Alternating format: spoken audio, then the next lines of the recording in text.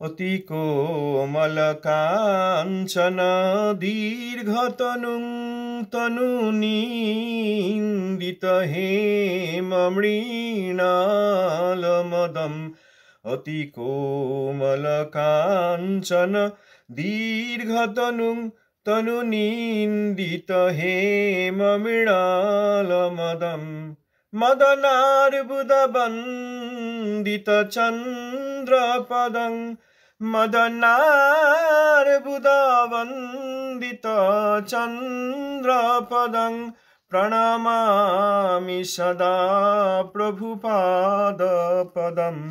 প্রণমামি সদা প্রভুপাদপদম। প্রণমামি সদা প্রভু पादपदम। जगद्गुरु प्रभुपाद शिष्ला भक्ति सिद्धांत सरस्वती गोस्वामी ठाकुर जी की जय। पतित पावन शिष्ल गुरु महाराज की जय। पतित पावन दशमदस्थान आचार्य वैष्णव वैष्णववृंद की जय। समागत भजनानंदी भक्तवृंद की जय। शिष्ल प्रभुपादेर बक्तृतावली तृतीय खंड श्री बलदेव प्रसंग। गतकाल आमरा भागवते बहुरूपिणी पौत्तलिकार निराश এই সম্বন্ধে পড়েছি। সেখানে প্রভুপাদ বলেছেন কাঠের ঠাকুর, মাটির ঠাকুর ও মনঃকল্পিত নিরাকার ও সাকার প্রভৃতি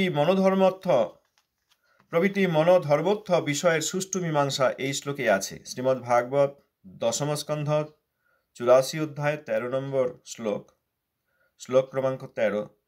यस्यात्मबुद्धिः गुणपे त्रिधातुके स्वधिः कलत्रादिषु भौम इज्जदिः যত্তীর্থবুদ্ধি সলিলে ন করহিচিৎ জনেস্ব ভিজ্ঞেষু সৈব গোকরঃ। এখানে প্রভুপাদ বলে দিয়েছেন যারা পৌত্তলিকতা বুৎপরস্থ বা বাহ্য জগতের আনুষ্ঠানিক ক্রিয়াকে ভগবানের সেবা বলে মনে করে তাদের কার্যের গড়হন সূচক এই শ্লোক। যারা পৌত্তলিকতা বুৎপরস্থ বা বাহ্য জগতের আনুষ্ঠানিক ক্রিয়াকে ভগবানের সেবা বলে মনে করে তাদের কার্যের গড়হন সূচক এই শ্লোক। পৌত্তলিকতা সেখানে বাহ্য জগতের কোনো জড়জাগতিক বস্তু দিয়ে তৈরি মূর্তি হতে পারে। আমরা এইসব বিষয়ে বিভিন্ন সময় আলোচনা করি। প্রভুপাদ বলেছেন কাঠের ঠাকুর, মাটির ঠাকুর, আবার এই পিতলের ঠাকুর, লোহার ঠাকুর, রূপার ঠাকুর, সোনার ঠাকুর। আমরা যদি গোপাল কিনে নিয়ে আসি এই দোকান থেকে, গুমটি থেকে, পিতলের, ব্রাসের, কাঁসার এসব ধাতু দিয়ে তৈরি। কৃষ্ণের মতো দেখতে ছোট্ট, হাতে লাড্ডু আছে। এ ওই পৌত্তলিকতা হচ্ছে। এই কোনো ধাতব বস্তুকে কৃষ্ণ বলতে নেই। ধাতব বস্তুটি এই পৃথিবীর, ধাতু এলিমেন্টটা এই পৃথিবীর একটা যৌগ, এটা এই পৃথিবীর বস্তু, একে ভগবান বলতে নেই। ভগবান পাথরেরও নন, ভগবান কোনো ধাতুরও নন। আবার মনঃকল্পিত নিরাকার যারা ব্রহ্মবাদী তারা জ্যোতিপুঞ্জ অর্থাৎ সচ্চিদানন্দময় ভগবানের যে রূপ সেই রূপ মানেন না এবং একটি শূন্য অবস্থার কল্পনা করেন। এইটা হচ্ছে মনঃকল্পিত নিরাকার। আকার নেই, প্রাকৃত আকার নেই, কিন্তু তার অপ্রাকৃত সচ্চিদানন্দাকার অপ্রাকৃত শরীর আছে। তিনি সচ্চিদানন্দাকার অপ্রাকৃত শরীরধারী। অতএব যারা মনে নিরাকার কল্পনা করেন তাঁরাও পৌত্তলিক। এখানে তো পুতুল নেই, পুতুল আছে। মনে যদি শূন্যের কল্পনা করা হয় তাহলে কি কোনো পুতুলের ধারণা করা হলো? না, করা হলো না। কিন্তু নিরাকার একটি ধারণা করা হলো। এই নিরাকারকেও পৌত্তলিক বলেছেন। এও এক ধরনের পুতুল, নিরাকার পুতুল।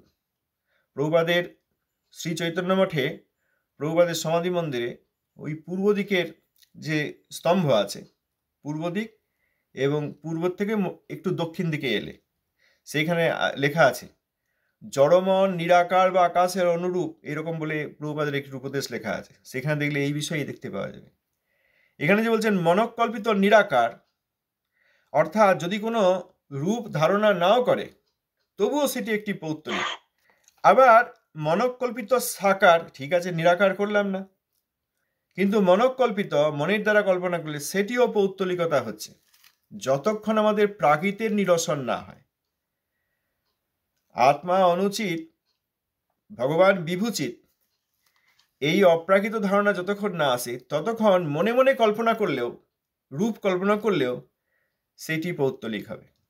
আবার পরম বৈষ্ণবের সেবিত বিগ্রহ, সেখানে গিয়ে দর্শন করা হচ্ছে, কিন্তু অবচেতন মনে ভিতরে মনে রাখা হচ্ছে অতি সুন্দর তৈরি হয়েছে কি, কিন্তু এও পাথরের তৈরি। ভগবানকে পুতুল মনে করা অপরাধ, আর পুতুলকে ভগবান মনে করা হচ্ছে পৌত্তলিকতা। ভগবানকে যদি কেউ পুতুল মনে করেন সেটি অপরাধ। ভগবান সচ্চিদানন্দময় বিগ্রহ। ভগবানের অপ্রাকৃত শক্তি দ্বারা প্রকটিত, চিৎ শক্তি দ্বারা প্রকটিত অপ্রাকৃত শ্রীবিগ্রহের সেবা করি, প্রভুপাদ বলেছেন। সুতরাং পরম বৈষ্ণবের হৃদয় থেকে প্রাণ প্রতিষ্ঠিত শ্রীবিগ্রহ, তাকে জাগতিক বস্তু মনে করলে অপরাধ হয়, আর জাগতিক কোনো বস্তুকে ভগবান মনে করলে পৌত্তলিক করা হয়। সে সামনে মাটি, কাঠ, ধাতু দিয়ে তৈরি করা হতে পারে, আঁকা হতে পারে, আবার মনের মধ্যেও ব্রহ্ম ধারণা করা হতে পারে রূপহীন, আবার স্বরূপ অপ্রাকৃত রূপ আছে, কিন্তু প্রাকৃত মন ধারণা করতে গিয়ে প্রাকৃত রূপ ধারণা করতে পারে, প্রাকৃত রূপের একটা কল্পনা করতে পারে। সেই রকম মনকল্পিত সাকার যদি কেউ ধারণা করেন, সেখানেও এই পৌত্তলিকতা হচ্ছে। তাহলে আমরা কি মানে কল্পনা করে ভগবানকে কি কল্পনা করে ডাকবো? এখন এখানে প্রভুপাদ বলছেন যে মনকে যদি ভগবানের রূপ কল্পনা করতে দেওয়া হয়, তাহলে সে একটি পুতুলই খাড়া করবে। মানসিক কারখানায় তৈরি, মনের কল্পনায় তৈরি পুতুল। এখন আমরা কিভাবে করব? প্রথমেই আমাদেরকে জানতে হবে যে আমি যে ব্যক্তি ধারণা করছি, সাধক, আমি এই শরীরটি নই, আমি এই মনটি নই, এই জগতের কোনো জিনিস আমি নই, আমি আত্মা। প্রথমে যিনি ধারণা করছেন তার প্রাকৃত ধারণা পরিত্যাগ করে তাকে অপ্রাকৃত ধারণা আসতে হবে যে আমি আত্মা। আত্মা ভগবানকে দর্শন করবে। প্রথমে নিজের প্রাকৃত রূপ নিরসন করে, নিজের প্রাকৃত ধারণা আমি শরীর, আমি মন, এটিকে বাদ দিয়ে আত্মায় স্থিত হয়ে এইবার ভগবান পরমাত্মা, আমি যেমন এই রক্ত, মাংস, হাড়, শিরা, উপশিরা ইত্যাদি তৈরি শরীর, এইটা নই, তেমনি ভগবানও তিনি অপ্রাকৃত, এই ধারণাটি আগে আনতে হবে। এটি কি করে হবে? এই শ্রবণ কীর্তনের দ্বারা হবে। শ্রবণ কীর্তন হতে হতে একদিন অপ্রাকৃত ধারণা আসবে, তখন হৃদয়ে ভগবান প্রকাশিত হবেন। আমাদের যদি প্রশ্ন হয় যে আমরা কি কল্পনা করব, প্রথম উত্তর হচ্ছে আমরা কোনো কল্পনাই করব না। তাহলে কিভাবে শুরু করব? সেটি হচ্ছে পরম বৈষ্ণব যেখানে শ্রীবিগ্রহ প্রতিষ্ঠা করেছেন, সেই শ্রীবিগ্রহকে মাটির, পাথরের, কাঠের না ভেবে সেই শ্রীবিগ্রহ পরম বৈষ্ণবের দ্বারা প্রাণ প্রতিষ্ঠিত। আমার সামনে তিনি কথা বলছেন না, নড়ছেন না, কিন্তু পরম বৈষ্ণব তার সঙ্গে কথা বলেছেন। অতএব এই বিগ্রহ অপ্রাকৃত, এই জেনে তার ধারণা করা যেতে পারে। আমরা নিজেকে বুঝতে হবে আগে যে আমি একটা আত্মা, এটা হয়তো সম্ভব। এইভাবে ভগবানকে তাহলে কিভাবে কি নেক্সট স্টেপ হচ্ছে এই জগতে আমরা এই যে দেখছি গাছপালা, পাথর, নদী, জল, পর্বত, আকাশ, বাতাস, যা কিছু আমরা অনুভব করছি বা করছি না, এই বা এমনকি মন, বুদ্ধি, অহংকার, এইগুলি কোনোটাতেই ভগবান তৈরি নন। এইগুলো যখন বাদ হয়ে যাবে মনের ধারণা থেকে, মনকে বলতে হবে যে তুমি যত রকম ভাবছো ওই রকম কৃষ্ণ নন। তিনি কি কালো রঙের, তিনি কি সবুজাভ রঙের, তিনি কি নীল রঙের, কোনোটাই নয়। তোমার দেখা কোনো রং তিনি নন, এটা মনকে বলতে হবে। প্রথমেই মনকে নিরাশ করতে হবে, মনোনিগ্রহ করতে হবে। মন, তুমি যত রকম ভাবে ভগবানের রূপ আমার সামনে দাঁড় করিয়ে দিচ্ছ, কোনোটিই নয়। আমরা কিভাবে কল্পনা করব? প্রথমেই বলতে হবে মন, তুমি কল্পনা করো না। অনাবৃত্তি শব্দাত, অর্থাৎ শ্রুতির এই বাক্যাংশ এখানে বলা হচ্ছে অপ্রাকৃত শব্দের দ্বারাই সেখানে গমন সম্ভব। অর্থাৎ ভগবানকে দর্শন করতে গেলে অপ্রাকৃত ধারণায় আসতে হবে, অপ্রাকৃত ধামে আসতে হবে। ভগবানের ধাম শুধু ভগবান নন, ভগবানের ধামও এই জগতের মতো মাটি, আকাশ, বাতাস দিয়ে তৈরি নয়, অপ্রাকৃত মৃত্তিকা, অপ্রাকৃত আকাশ দিয়ে তৈরি। প্রথমেই মনকে বলতে হবে তুমি কল্পনাই করো না। তাহলে তুমি কি দেখবে? এই অপ্রাকৃত শব্দের দ্বারা ভগবানের রূপ গঠিত হবেন। এই বারবার শুনতে শুনতে আত্মার যে চিত্ত আছে সেইখানটা পরিষ্কার হলে, সেইখানটা চিত্ত দর্পণ মার্জন হলে সেইখানে ভগবান উদিত হবেন। তখন আর মনকে ভগবানের রূপ বানিয়ে দিতে হবে না, যে মন তুমি একটু বানিয়ে দাও, আমি চোখ বন্ধ করি, একটু নিরিবিলিতে বসে তাকে দেখি, এটি আর বলতে হবে না। বলতে হবে, মন তুমি বানিও না, দাঁড়াও, আমি আমার চিত্তদর্পণকে মার্জন করি, চেতদর্পণ মার্জনং, চিত্তদর্পণকে মার্জন করি, সেইখানে ভগবান উদিত হবেন, তখন ভগবানের দর্শন আমি পাবো। তুমি কল্পনা করো না। কেন তুমি কল্পনা করবে না? কারণ তোমার কল্পনায় যত জাগতিক প্রাকৃতিক বস্তু আছে সেইগুলির কোনোটিতেই তুমি ভগবানকে তৈরি করতে পারবে না, এই বলতে হবে, এছাড়া উপায় নেই। তারপরে এই শ্রবণ কীর্তন করতে হবে ভগবানের সম্বন্ধে, ভগবানের নাম সম্বন্ধে, রূপ গুণ লীলা সম্বন্ধে, অপ্রাকৃতত্ব সম্বন্ধে। এই করতে করতে একদিন নাম রূপে তিনি উদিত হবেন, নাম রূপে উদিত হয়ে তিনি রূপ ধারণ করবেন। কিছুটা বুঝলাম। তাহলে আমরা এই যে ধরুন আমি নিজে এতদিন যা করে এসেছি, ভগবানের গোপালের বাচ্চা শ্রীকৃষ্ণের মূর্তি স্মরণ করে আমি অ্যাটেনশনটা আনবার চেষ্টা করতাম, এটা তাহলে ঠিক পথ না মনে হয়? সেই গোপালজি যদি পরম বৈষ্ণবের হৃদয় থেকে প্রাণ প্রতিষ্ঠিত না হন, তাহলে আমরা এই প্রাকৃত একটা ধাতু দিয়ে তৈরি বস্তু তাকে ভগবান মনে করে চিন্তা করছি। ভগবানকে প্রাকৃত বস্তু মনে করলে অপরাধ হয়, এই কথাই শাস্ত্র বলছেন। অ্যাকচুয়ালি ভগবান একটা শক্তি, মানে সবকিছুর মধ্যেই আছেন একটা শক্তি, সেটার রূপ আমার তো মনে হয়, আমি এতদিন ভাবতাম হয়তো মানুষের অ্যাটেনশনটা সহজে আনার জন্য এই মূর্তিগুলো আমাদের সৃষ্টি। এটা আমাদের মন ভাবাবে, কারণ মন হচ্ছে মায়াবাদী, আমরা নই, কিন্তু আমাদের মন মায়াবাদী। দেখুন, ভগবান শক্তি নন, ভগবান শক্তি এটি কিন্তু ঠিক নয়। শাস্ত্র অনুসারে ভগবান শক্তিমান, অনন্ত প্রকারের শক্তি আছে তাঁর, অনন্ত প্রকারের শক্তির অধীশ্বর হচ্ছেন ভগবান, শক্তিমান, সচ্চিদানন্দময় রূপ। কৃষ্ণ যিনি অঘাসুরকে দমন করলেন, পুতনাকে বধ করলেন, তিনি শক্তি নন, তিনি একজন ব্যক্তি, তিনি শক্তিমান, তার প্রচুর শক্তি।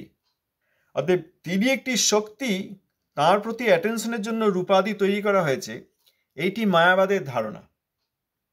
আমাদেরকে এই মায়াবাদের ধারণা পরিত্যাগ করে সচ্চিদানন্দময় ভগবানের ধারণায় আসতে হবে। বলুন। মানে শক্তির আধার হচ্ছে ভগবান। হ্যাঁ, শক্তিমান হচ্ছেন ভগবান। আধার বললেও শক্তিকে মূল করা হয়। ঠিক হলো না? হ্যাঁ, শক্তিমান, শক্তিমান, ওই শক্তির অধিকারী আছে ভগবান, শক্তির অধিকারী ভগবান। হ্যাঁ, এই দেখুন, এখানে ছিল ভক্তিনাথ ঠাকুর মহাশয় বলছেন, মায়াবাদী কাহাকে বলি, সজ্জন্ত শনি 5:12। আমি কিন্তু আমাকে, আপনাকে বা কাউকে এখানে মায়াবাদী বলছি না, আমাদের মন মায়াবাদী অবশ্যই, কারণ মায়া নির্মিত মন, তো মন এরকম ভাবে। এখানে ঠাকুর মহাশয় বলছেন সজ্জন্ত শনি 5:12 থেকে শ্রী ভক্তি বিনোদ বাণী বৈভবেও আছেন, যিনি মায়াবাদী তিনি স্বরূপত কৃষ্ণ অপরাধী। তিনি বলেন যে কৃষ্ণ মূর্তি, কৃষ্ণ নাম ও কৃষ্ণ লীলা মায়িক। মায়িক শব্দের অর্থ মায়া মিশ্রিত, অর্থাৎ জড়ময়। মায়াবাদীর মতে শুদ্ধ তত্ত্ব নিরাকার ও নির্বিশেষ। কার্য উপরোধে সেই শুদ্ধ তত্ত্ব মায়াকে আশ্রয় করিয়া রাম কৃষ্ণাদি জড়ীয় শরীর স্বীকার করেন। শুদ্ধ তত্ত্বের নাম ব্রহ্ম, পরমাত্মা বা চৈতন্য ও রামকৃষ্ণাদি মূর্তি জড়োদিত। রামকৃষ্ণাদি নামও জড় শব্দাধীন এবং রামকৃষ্ণাদির বিলাসও জড়াশ্রিত। তবে জীবে ও রামকৃষ্ণাদিতে ভেদ এই যে জীব কর্মদোষে বা গুণে জড় শরীর পাইতে বাধ্য হন, কিন্তু চৈতন্য নিজ ইচ্ছাতে জড় শরীর গ্রহণ করিয়া জগতে কার্য করেন এবং নিজ ইচ্ছা মতে পুনরায় জড় শরীর ত্যাগ করেন। অতএব রামকৃষ্ণাদির নাম, স্বরূপ ও লীলা মায়ার আশ্রয় হইতেই হয়। যে পর্যন্ত সাধক জ্ঞান লাভ না করেন সে পর্যন্ত রামকৃষ্ণাদির উপাসনা করিবেন। জ্ঞান লাভ হইলে ব্রহ্ম, পরমাত্মা, চৈতন্য এইমাত্র জপ করিবেন। তখন আর রামকৃষ্ণ রূপ জড়ীয় নাম ও ধ্যানে প্রয়োজন হয় না। মায়াবাদী সুতরাং রামকৃষ্ণ স্বরূপকে শুদ্ধ তত্ত্ব অপেক্ষা হেয় জ্ঞান করেন, এই জন্যই মায়াবাদী কৃষ্ণ অপরাধী।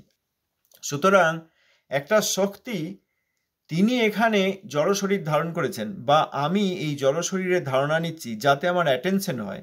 পরে এই হলো, এবার মায়াবাদীরা কি করেন, তারা যখন এই তাদের সিদ্ধি লাভ হয় ব্রহ্ম ধারণায়, তখন আর এই জড় শরীর এইসব এই গোপাল রামকৃষ্ণ এসব আর চিন্তা করেন না, তখন এই শূন্যের চিন্তা করেন। এটা মায়াবাদীর পথ হয়েছে। এই এই কথাগুলো দুর্ভাগ্যক্রমে আমি এতদিন পর্যন্ত শুনিনি। আমি আমাদের বাড়ি এত মহারাজরা আসতেন দীর্ঘদিন, কিন্তু এই আলোচনাটা আমি কোনোদিন শুনিনি। যাই হোক, হ্যাঁ এটা ঠিক যে ভগবান হচ্ছেন শক্তির অধিকারী। আমাদের সঙ্গে ভগবানের ইয়ে হতে গেলে তখন ভগবান এই মায়ার ভিতরে আসবার জন্য বিভিন্ন দেহ ধারণ করেছে, এইরকম ব্যাপারটা বোধ হয় না। ভগবানের এই নিত্য শরীর সেখানে আছে। এই ভগবানের যে প্রত্যেক রূপ আমরা এখানে দেখি, বিভিন্ন অবতার, তাদের নিজ নিজ বৈকুণ্ঠ আছে। শ্রী চৈতন্য চরিতামৃতে এই কথা আছে, নিজ নিজ বৈকুণ্ঠ আছে। সেই সব বৈকুণ্ঠ থেকে কৃপাপূর্বক ভগবান এখানে আসেন জীবকে উদ্ধার করার জন্য। জীবকে উদ্ধার করার জন্য তাকে এই রূপ, প্রাকৃত রূপ ধারণ করতে হয় না। প্রাকৃত রূপ তার নেই, অপ্রাকৃত রূপ তার সবসময়ই আছে। ভগবানের তার নিজের বৈকুণ্ঠ রয়েছে, প্রত্যেক রূপের নিজের নিজের বৈকুণ্ঠ আছেন। নারায়ণের বৈকুণ্ঠ আছেন, নৃসিংহের বৈকুণ্ঠ আছেন, বামনের বৈকুণ্ঠ আছেন। সেখানে বামনদেব সপার্ষদ তাঁর সব পার্শ্বদের সঙ্গে সেখানে থাকেন। এই কৃপা করে কখনো কখনো এই জগতে আবির্ভূত হন সেই অপ্রাকৃত রূপ নিয়েই। যখন আবির্ভূত হন তখন এখানকার রূপ আমাদের মতো রক্তমাংসের রূপ তাকে নিতে হয় না। আবার লীলা হয়ে গেলে তিনি সেই অপ্রাকৃত রূপ নিয়ে আবার নিজ ধামে, নিজ নিত্য বৈকুণ্ঠে চলে যান। শ্রীরূপ গোস্বামীপাদের লঘু ভাগবতামৃতে আছে, শ্রী চৈতন্য চরিতামৃতে আছে এইসব কথা। এই অবতারগণ নিজ নিজ নিত্য বৈকুণ্ঠ থেকে নিত্য রূপ নিয়ে আসেন, আবার যখন এখানে আসেন তখন তিনি তার নিত্য বৈকুণ্ঠেও থাকেন। ভগবান নিত্যরূপে তিনি বৈকুণ্ঠে আছেন, আবার সেই নিত্যরূপকেই অনন্ত সংখ্যায় পরিণত করে বিভিন্ন ব্রহ্মাণ্ডে বিভিন্ন সময় লীলা করছেন। অতএব বৈকুণ্ঠ ফাঁকা হয়ে যাচ্ছে না। আমরা এখান থেকে এইটিই দেখছি যে তিনি তো ছিলেন না, এখন কোনো অবতার নেই, সেই সময় অবতার এসেছিলেন, এখন আর সেই অবতারকে দেখা না। তিনি শক্তি আকাশে মিলিয়ে গিয়েছেন, তা নয়। তিনি শক্তিও নন, তিনি শক্তির আধারও নন, তিনি শক্তিমান ব্যক্তিত্ব। এই সচ্চিদানন্দময় ব্যক্তিত্ব, এইটি হচ্ছে মায়াবাদের নিরাশ। যতক্ষণ আমরা তার সচ্চিদানন্দময়ত্ব এবং নিত্য ব্যক্তিত্ব না বুঝতে পারবো, ততক্ষণ আমাদের মন মায়াবাদের অধীন। কি বলেন? খানিকটা বুঝলাম, এবার আমাকে হৃদয় গম করতে হবে, চেষ্টা করবো। হ্যাঁ হ্যাঁ, এই মায়াবাদী তাই মনে করেন। অতএব আমাদেরকে, আমাদের মনকে মায়াবাদ থেকে মুক্ত করতে হবে। আমরা আত্মা, শুদ্ধ আত্মা, আমরা মায়াবাদী নই, কেউ মায়াবাদী নই। মায়াবাদীরাও মায়াবাদী নন, ওই তাদের মন তাদেরকে মায়াবাদী করে রেখেছে। পাগলরাও পাগল নন, চিকিৎসা করে সব ঠিক হয়ে যাবে। পাগলরা পাগল কেন? এই চিকিৎসা করা হয়নি, এই মন তাদেরকে পাগল করে রেখে দিয়েছে। আমরা আমাদের মনকে মায়াবাদের মধ্যে ডুবিয়ে রাখতে পারবো না, মনকে এখান থেকে উদ্ধার করতে হবে একমাত্র শ্রবণের দ্বারা। তাহলে কল্পনা করবো না। এই যে প্রভুপাদ বলছেন, শ্রী নাম গ্রহণ করিতে করিতে অনর্থ অপসারিত হইলে শ্রী নামেই রূপ গুণ ও লীলা আপনা হইতে স্ফূর্তি প্রাপ্ত হবে। চেষ্টা করিয়া কৃত্রিমভাবে রূপ গুণ ও লীলা স্মরণ করিতে হইবে না। এই পরিচ্ছেদটা আমরা গতকাল পড়েছি। সেখানে কথা ছিল যে বুৎপরস্থ বা বাহ্য জগতের আনুষ্ঠানিক ক্রিয়াকে ভগবানের সেবা বলে মনে করে, তাদের কার্যের গঠন সূচক এই শ্লোক। বাইরের জগতের অনুষ্ঠান, এইগুলির আনুষ্ঠানিক ক্রিয়াকেই ভগবানের সেবা। আমরা কতগুলি উদাহরণ নিয়েছি, যা দেখেছিলাম, বা অনেকেই আপনারা এরকম অনেক কিছু দেখে থাকবেন, সেই নিয়ে আমরা আলোচনা করে প্রভুপাদের এই ভাষ্যটির প্রয়োগমূলক যে ঘটনা, সেইগুলো থেকে আমাদের সেইটাকেই যাতে কৃষ্ণ ভক্তি বা কৃষ্ণ সেবা আমরা মনে না করি বা আমাদের মনে না হয়ে যায়, সেই জন্য পড়েছিলাম এই পরিচ্ছেদটি। তাহলে আজ আমরা আরেকবার অন্যান্য বিষয়ে বোঝার জন্য শুরু করেছিলাম, আজকে যখন ভালোই হলো। এই কাঠের ঠাকুর, মাটির ঠাকুর, আমাদের যে মধ্যে যে মায়াবাদ, সেইটি নিরসনমূলক কিছুটা আলোচনা হলো। আগামীকাল এই পরিচ্ছেদে আমরা আবার পড়ব। গতকাল, আজ এবং আগামীকাল আশা করি আমরা আরও কিছু আলোচনা করতে পারবো।